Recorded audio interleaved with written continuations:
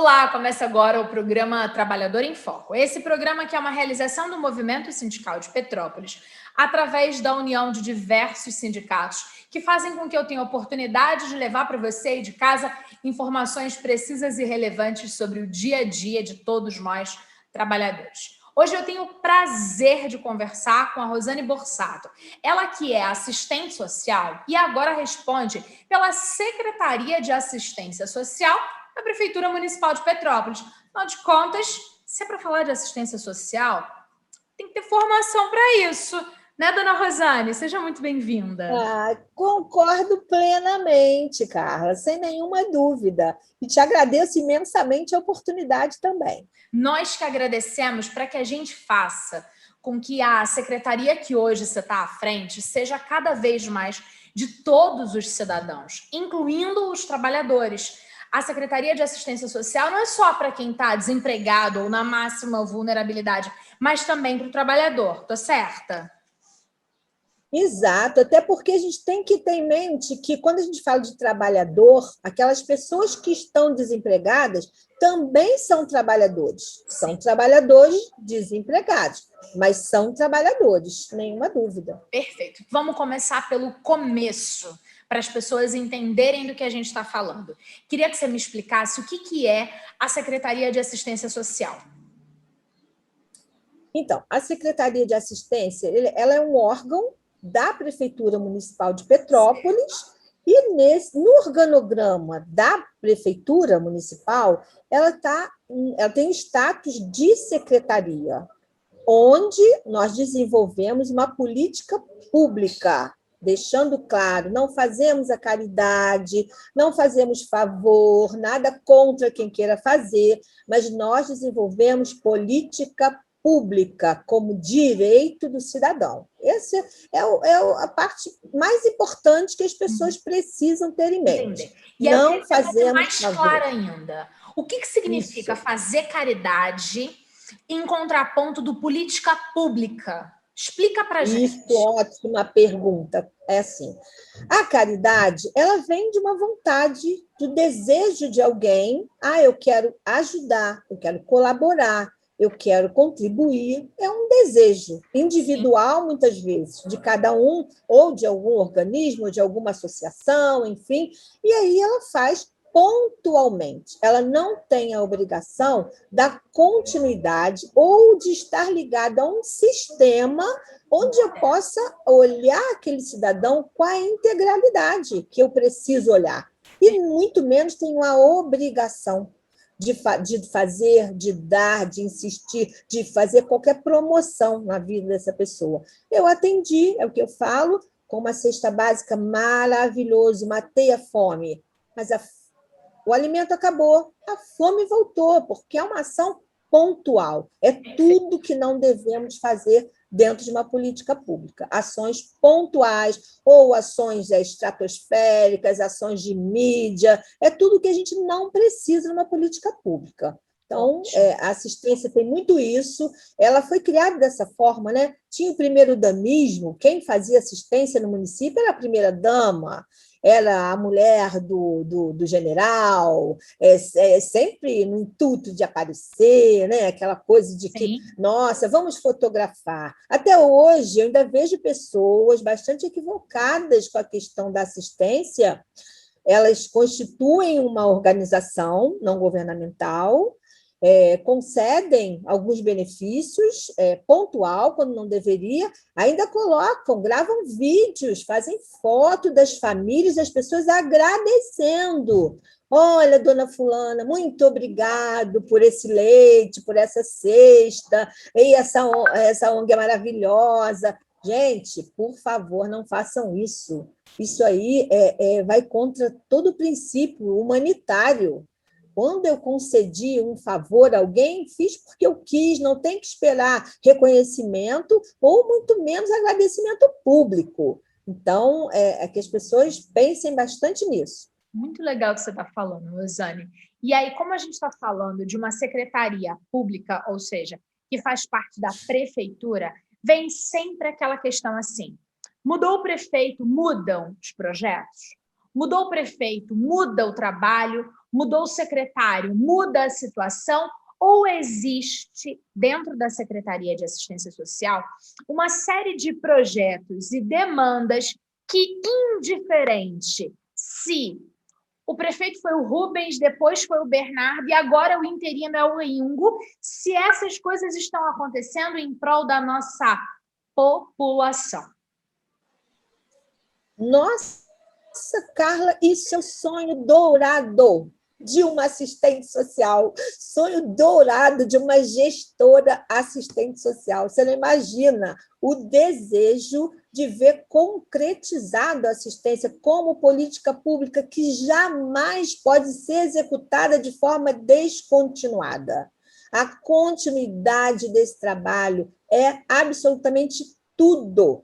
Eu não posso dividir, compartilhar. Esse governo tem essa ideia, o outro tem a outra, eu vou acabar com tudo porque foi o fulano que fez, esse eu não vou continuar porque está dando certo. Isso não pode existir numa política pública, especialmente de assistência social. Nós temos o SUAS, que é o Sistema Único de Assistência Social.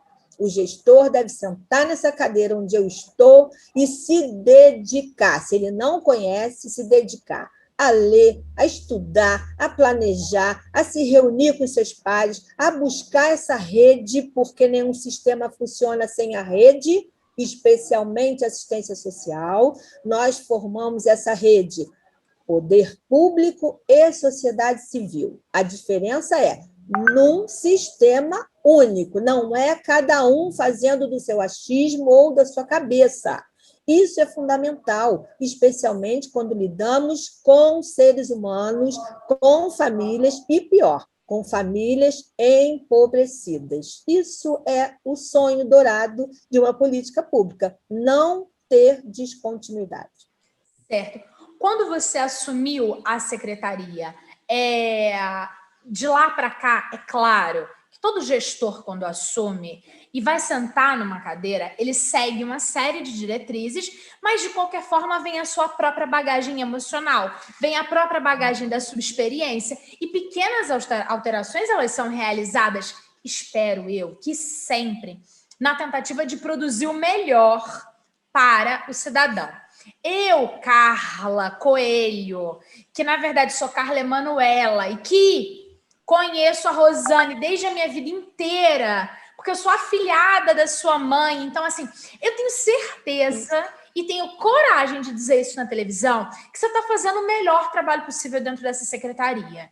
Porque eu sei que a vida inteira você esteve envolvida com essa questão. Me lembro muito bem de quando Pedro, Carol e eu éramos novos, de você correndo por conta dos moradores em situação de rua. Essa é uma lembrança na minha cabeça enquanto ser humano, mais do que a jornalista.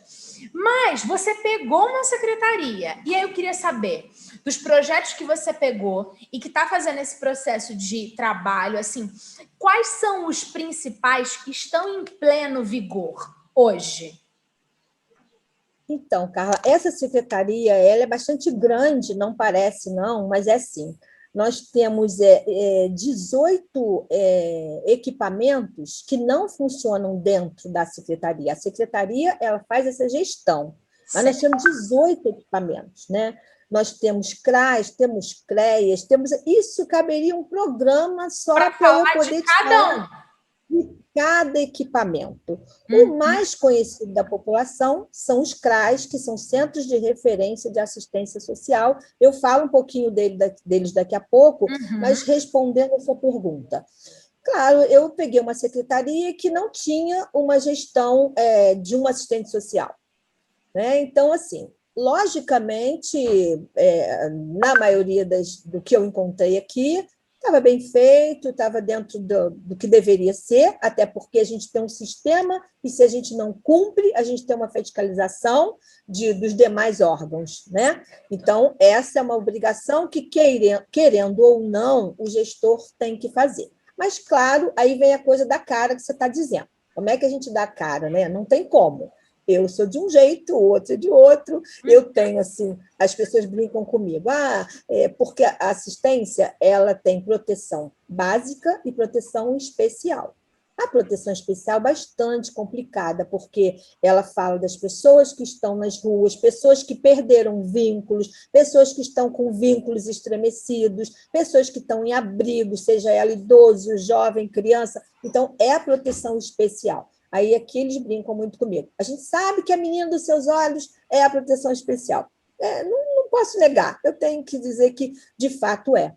Mas também dizer que é a parte mais difícil. Então, algumas coisas eu encontrei, de fato, equivocadas, algumas conduções, algumas separações de serviços, projetos e programas, em função de termos os CRAs. Todos os benefícios da assistência, todos devem estar concentrados nos CRAs. Os CRAs, eles estão nas comunidades. Então, esses benefícios têm que ser ofertados nas comunidades, em cada CRAS. Isso foi um dos equívocos que eu encontrei, que existia uma centralidade de benefício. Existia um local onde as pessoas iam em busca desse benefício. É um grande equívoco. Nós chegamos, e vou te confessar que a gente teve resistência interna para fazer essa mudança, não vou te dizer que foi fácil. Até hoje ainda lutamos com alguma resistência, mas aí são resistências pessoais que a gente vai corrigindo ao longo do caminho, isso aí, muito jogo de cintura, até porque eu tenho que dizer que eu tenho 105 funcionários, mas eu tenho 200 contratados, que é um contrato precário de trabalho, essa é a realidade. O concurso público é uma necessidade, fiquei muito preocupada com isso, porque o respaldo jurídico para isso só existe porque eu tenho um juiz que determinou que eu posso ter esse tipo de contratação enquanto durar a pandemia. Então, eu já venho apontando isso ao nosso prefeito, que esse rumo precisa ser corrigido, concurso público precisa acontecer, até por conta do que nós falamos no início, continuidade do trabalho. O contrato precário eu tenho aqui hoje, não tenho amanhã, não tem segurança para o trabalhador, estamos falando de um movimento de trabalhadores, então a gente não tem essa segurança, então isso eu aponto para o prefeito desde que eu cheguei, a preocupação com esse tipo de contrato, que isso não se torne permanente, que a gente possa buscar essa forma legal de contratação, visando principalmente capacitação, qualificação, porque isso custa caro. Então, quando eu penso em fazer qualificação, que isso é uma exigência do sistema, eu fico pensando, caramba, vamos gastar tanto e pode não ser investimento. Exatamente. Pode ser gasto, porque quando eu uso isso como investimento, o contrato dele acaba e ele vai embora, eu perdi aquilo que eu fiz. Perdeu aquele profissional capacitado para aquela demanda. Exatamente. Então, isso é assim, o principal aqui, a maior fragilidade da nossa secretaria é RH, de fato, recursos humanos, que precisamos, de fato, que tenhamos concurso público. Certo. E aí vamos voltar. Você falou da importância do CRAS. E eu queria que você dissesse quantos são, onde eles estão localizados e quais são esses principais serviços oferecidos para a população. Isso. Então, a assistência, Carla, existe uma coisa que precisa assim, ficar claro para as pessoas, que nós temos na assistência um público específico. A assistência ela não é para todos, não que qualquer pessoa possa viver um momento em sua vida que necessite da assistência. E esses atendimentos emergenciais, pontuais, para um público que transita, né, entre ser ou não da assistência, claro que existe. Mas nós temos um corte de renda. Esse corte de renda é que indica para mim quem é no município o público da assistência. Inclusive, dentro desse corte, eu tenho outros que vão me indicando que público eu posso oferecer um tipo de serviço, um tipo de projeto, onde é que ele pode entrar, né? A que programas eu posso colocar essa família? Eu vou ter que focar primeiramente na renda dessa família. Essa renda é que vai me dizer aonde essa família pode ser incluída. Perfeito. E os CRAs, como Centro de Referência de Assistência Social, eles são 9, eles estão no centro, que, na verdade, o centro, ele funciona, nós chamamos de CRAS, mas ele não tem exatamente um funcionamento como o do CRAS, porque você imagina, o CRAS precisa estar localizado dentro de uma comunidade. Ele tem que conhecer, a equipe que trabalha ali tem que conhecer a comunidade. Sabe aquela história de antigamente que eu conheci o vizinho? Sim. Né? O vizinho, que nós vivemos isso, né? Até hoje somos vizinhas. Então, assim, essa coisa de conhecer o vizinho que emprestava o açúcar, é um pouco isso, CRAS. Ele tem que estar dentro da comunidade. Ele tem que conhecer detalhes daquela comunidade. O que acontece em cada comunidade. E, embora estejamos falando de uma única cidade, nós temos, sim, diferenças. O CRAS da Posse, o CRAS da Independência, o CRAS do Retiro, são públicos da assistência, são cidadãos petropolitanos, mas, vejam bem, cada comunidade tem a sua particularidade. Perfeito. E essa equipe precisa conhecer essas particularidades da comunidade onde esse equipamento está inserido. É o que diferencia um pouco o CRAS Centro, porque ele acaba que ele dá um atendimento a inúmeros outros bairros. Onde não tem CRAS, a gente referencia para o CRAS Centro. Então, eu não posso dizer que ali é um CRAS, porque o CRAS demanda acompanhamento familiar. O CRAS demanda. Eu posso ter atendimentos pontuais, emergenciais, mas o foco é acompanhamento familiar. E quando eu tenho um CRAS Centro que abrange todos os lugares onde eu não tenho CRAS, é um CRAS diferenciado. Né? Mas os que eu tenho nas comunidades são CRAS Centro, o CRAS Retiro, o CRAS Quitandinha, CRAS Independência, Correias, Itaipava, Posse, Carangola e Madame Machado. Ótimo. Então, hoje nós temos equipamentos da proteção básica, que é esse atendimento para aquelas pessoas que estão convivendo em algum núcleo familiar, são atendidas nesses CRAs. E nesses CRAs, o principal serviço que nós deveríamos desenvolver neles se chama Serviço de Convivência Familiar, e foi o mais prejudicado por conta da pandemia. Porque quando eu falo em serviço de convivência, ele exige grupos. Né? Eu preciso criar grupos de adolescentes, grupos de crianças, grupos de mulheres, grupos de homens, grupos de famílias, enfim, conforme a demanda daquela comunidade, eu crio esses grupos e, nesses grupos, trabalho principalmente as fragilidades daquela comunidade.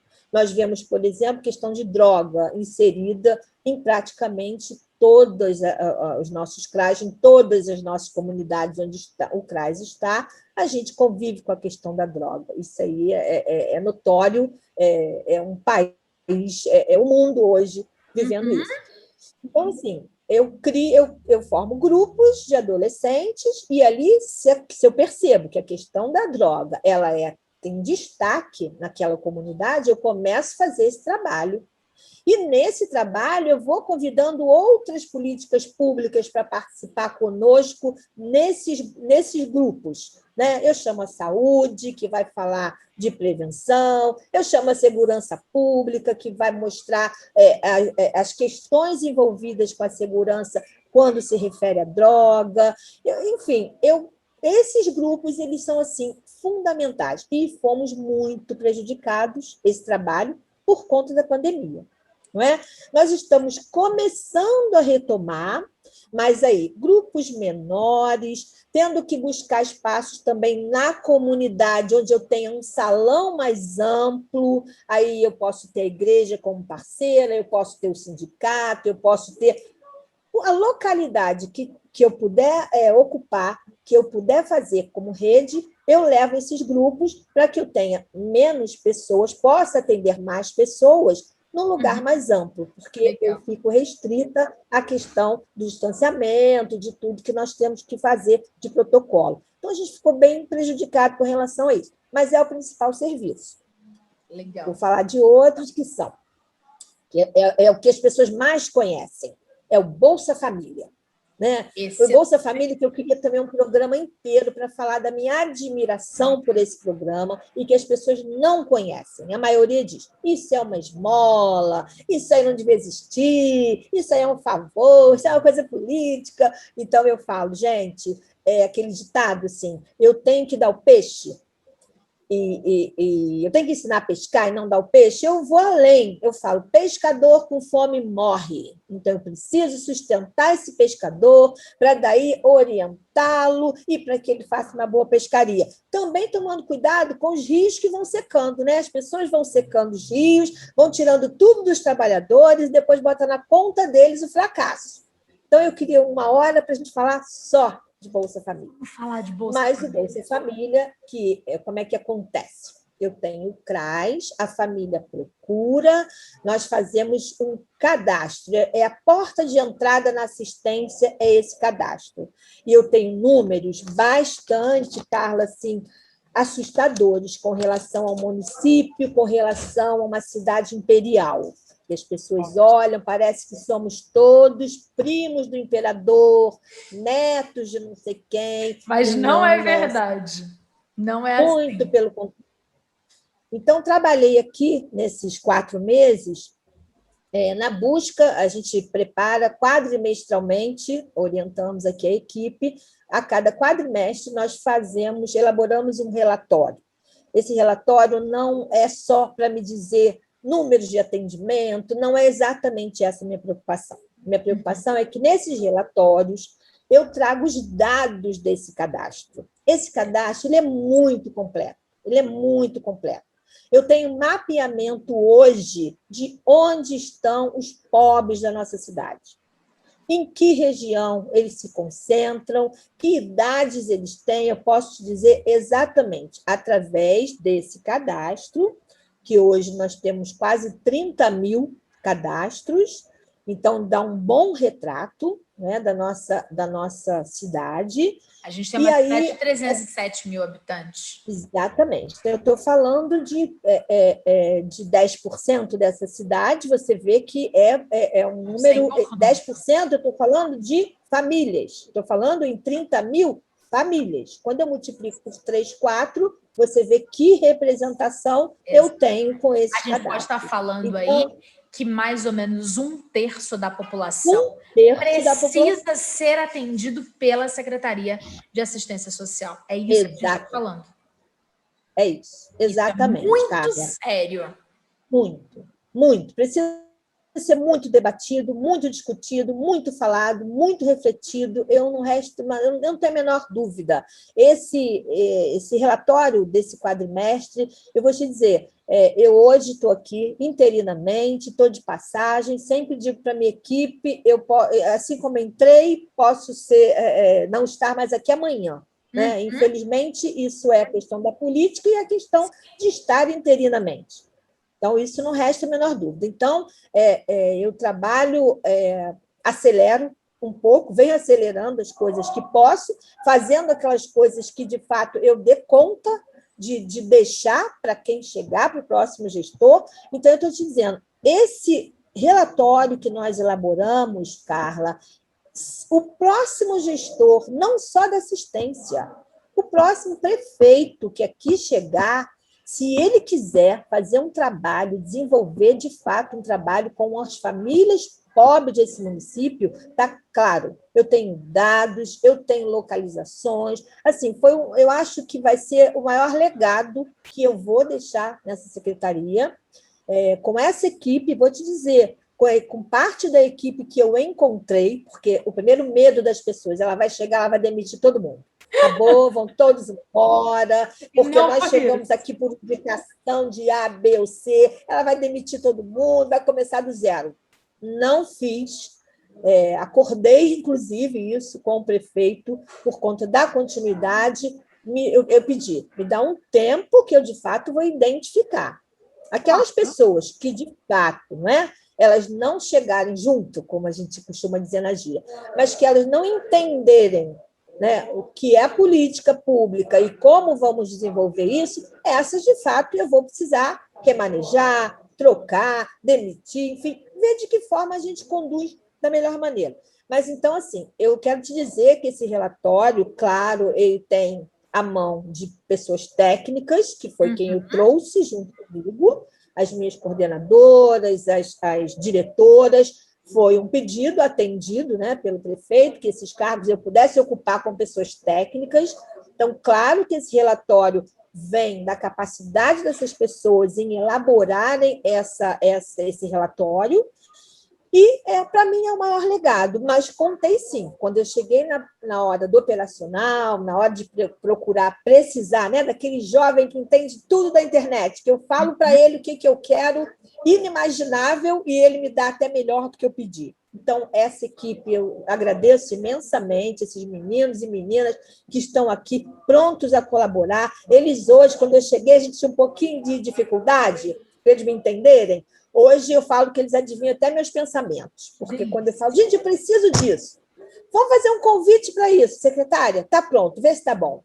Eu dou uma ajeitadinha, mas está ótimo. Então, assim, é o maior legado. As coisas estão caminhando. Sim.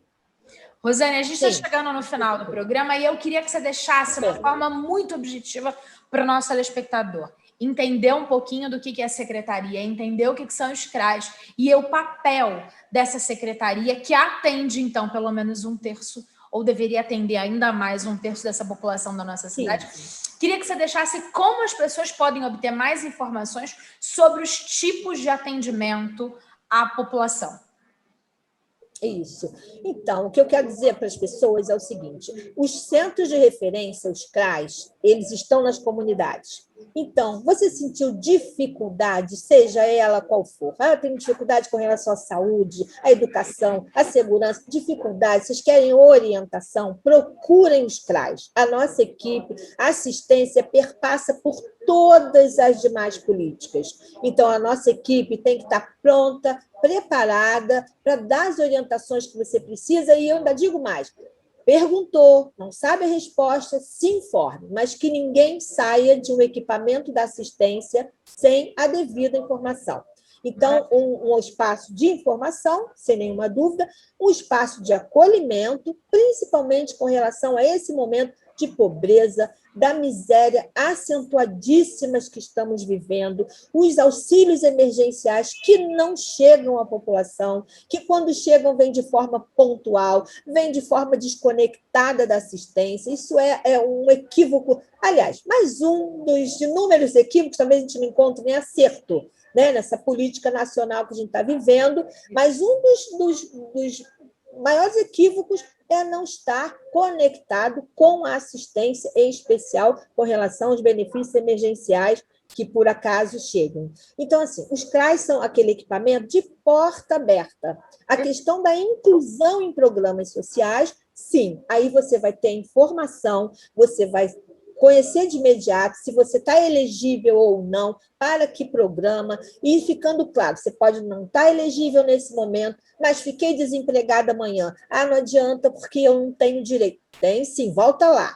É como eu digo, procuro, nós estamos fazendo, inclusive, busca ativa nas comunidades, as pessoas precisam entender quem tem o CAD único, essas 30 mil famílias, esse CAD único, ele precisa estar sempre atualizado. Sempre. Isso é fundamental para que você seja incluído em qualquer benefício, em qualquer programa, projeto. Atualizem. Mudou a minha renda, melhorou, piorou, nasceu um filho, perdi meu pai. O que você declarou naquele cadastro, ele precisa ser atualizado. É isso que possibilita a sua inserção nos nossos programas, nos nossos projetos, e portas abertas nesses CRAs. Eu vou deixar um telefone, que é aqui da nossa secretaria. Qualquer dúvida, porque senão eu teria que deixar o telefone de todos os equipamentos. Mas ligando para cá, a gente informa, sem dúvida, tá? Então, o número é 2233-8122.